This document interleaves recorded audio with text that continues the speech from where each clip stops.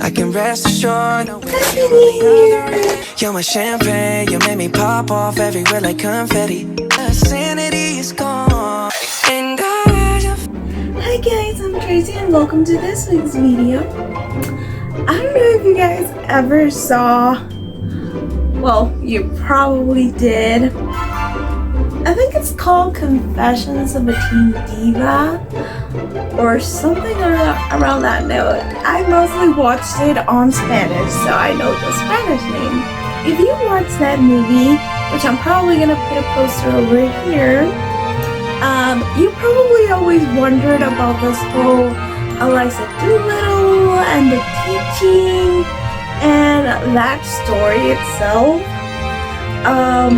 Beginning of this year, I got a little obsessed with watching old romance movies, you know, with Audrey Hepburn and a lot of big names on that time.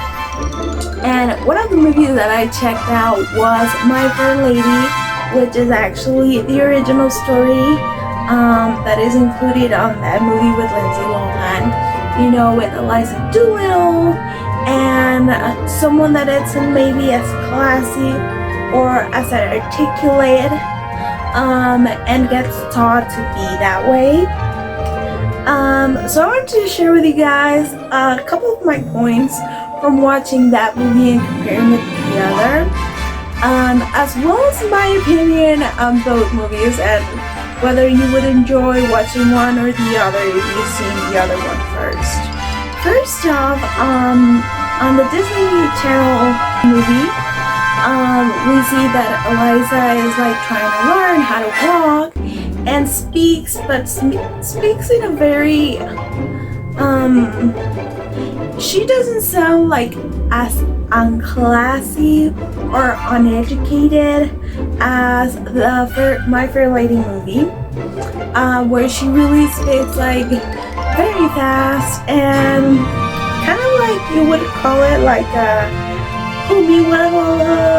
like very fast and not classy at all, and some words weren't really easy to understand.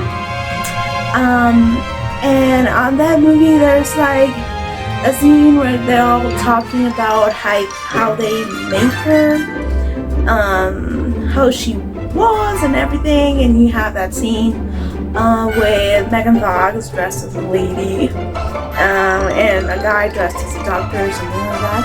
In the original movie, the doctor does act like he basically made her, like she is what she is thanks to him, and doesn't really give her like credit. Like you can try to teach someone how to walk properly or how to speak in a certain way, but at the end of the day it's up to them and how much they practice and how much they try it that they succeed. But for him, he's like very, how can I say it, narcissistic. So he always takes everything like I did, good job for me, and doesn't recognize her, which is one of the things that really gets to her in the movie.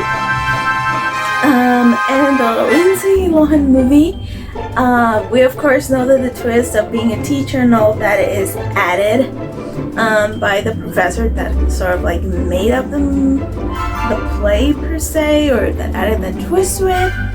On My Fair Lady, she does leave. She ends up leaving the doctor because she is so tired and so annoyed of being, you know, treated like an object.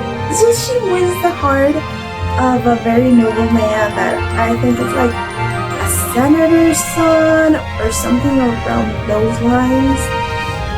Technical difficulties, but we're back. Compared to two movies, I definitely like more the original one. It has like a lot about story. It's a little long, not gonna lie. Unless you really like sometimes checking out old movies, or unless you really get captured by the story, it's gonna be hard to watch because it lasts, I think, like 3 hours. The story like has a lot of sweet moments and a lot of funny moments, and it does have like because of the time that it was filmed, of course it has like macho, dominant, you're an object and you basically belong to me thing from the doctor's perspective, who actually, of course, falls in love with her, not that he would accept her at the beginning. And then towards the end, there's like a couple of strong female feminist scenes where she kind of stands up and someone that I'm not going to spoil goes and tries to be like supportive of her and encourage her to, stand for herself and keep pushing him. You watch first the Lindsay Lohan movie and you watch then My Fair Lady, and depending on your taste, you might not enjoy it, because on the Lindsay Lohan movie, of course, it's very comedic and has musicals. Not that the other one doesn't, but doesn't have like the funny musicals that has the Disney version. And if you watch My Fair Lady first and then watch Confessions of a Teen afterwards, you might find it like less classy, or like it diminishes everything that the original movie had. But I think if you're very open and can adjust to pretty much anything movie related, genre related, you would actually enjoy them.